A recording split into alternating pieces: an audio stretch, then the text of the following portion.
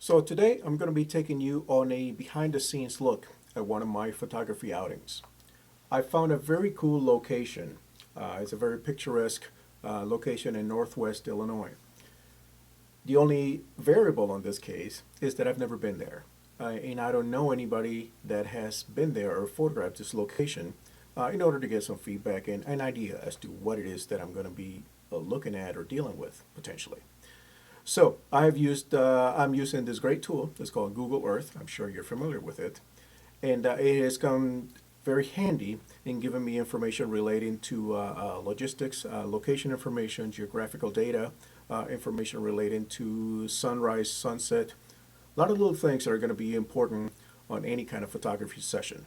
So it should make for a very interesting trip and some very awesome photos, I'm hoping. So hope you stick around and let's go check this out.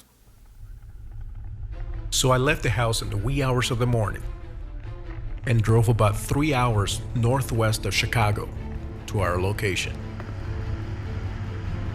Now, my original plan was to talk about all these things on camera as I did them. Turns out this action camera didn't work out as good on audio, did great on video, so I worked with it. As far as location, you may ask, take a look for yourself.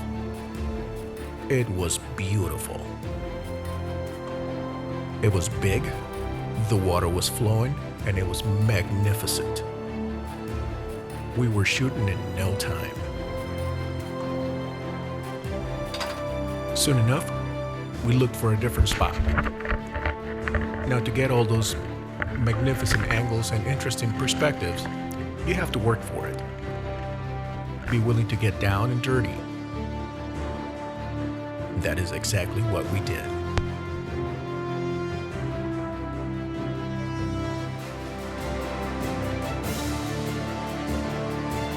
Doing whatever it took to get that shot. On to location number 2, which was about 7 to 8 miles out to the east. As we approached the park, we were glad to see that there was plenty of snow and plenty of water flowing in the river. The ice shelves that had formed on each side of the river allowed me to get on them and get even more interesting angles. So we're back from the field. Here, we'll take our images off the camera and onto the computer. This is a step known as post-processing.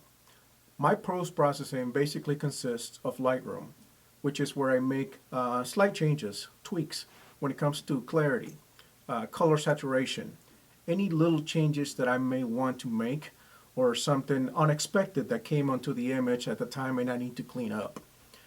I always have a plan and have a predetermined idea as to what I want my image to look like. It doesn't change much from that time onto the final product. But in case I need to do anything to it, sometimes because of a client, what they want, or sometimes simply to process them as black and white photographs, this is where it would happen. So let's take a look at some of the images that we shot and see what we have to work with.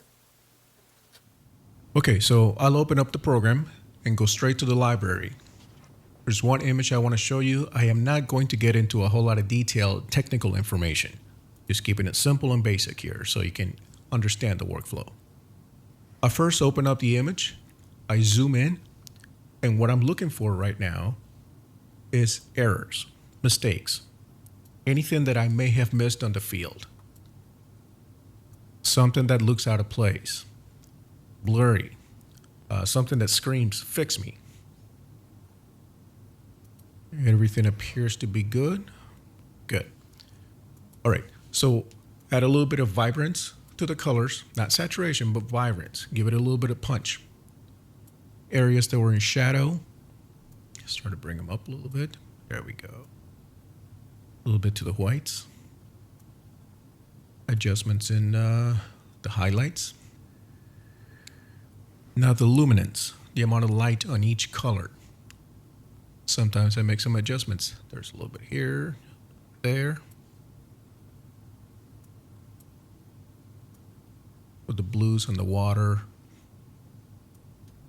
It was early morning, so that orange is very, very bright.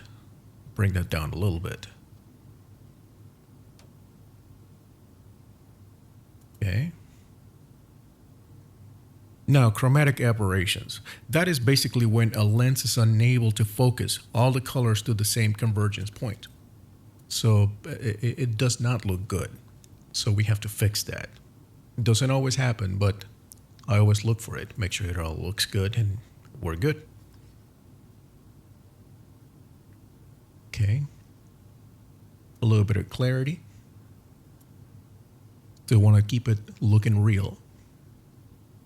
All right. Now I compare. On the left, there's the image that came from the camera. On the right is with the adjustments that we have just made. It all looks pretty good. It was pretty good to start with. So now the water here. A lot of cases on waterfalls, I like adding a little bit of punch, a little bit of drama to the water, to the white part of the on the rapids or on the fall. Adds a little bit of drama to it. It looks good, especially when it's printed on a photograph. So there we go. Looking very good. All right, wonderful. Now I go to an export process where I can determine size, the final formats, any of those final adjustments, and then I go ahead and export. And here are the final images.